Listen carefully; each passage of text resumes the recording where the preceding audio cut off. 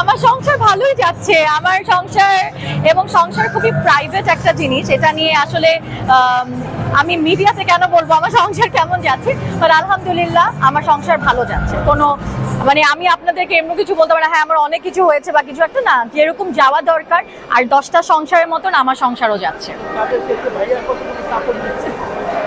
অনেক বেশি সাপোর্ট দিচ্ছে দেখেই তো রমজান মাসে 28 দিনে কাজ করতে পেরেছি।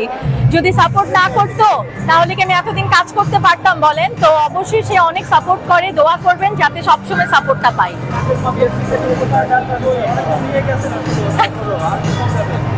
আমার মনে হয় this is just a start, এখনো কিছুই হয় নাই।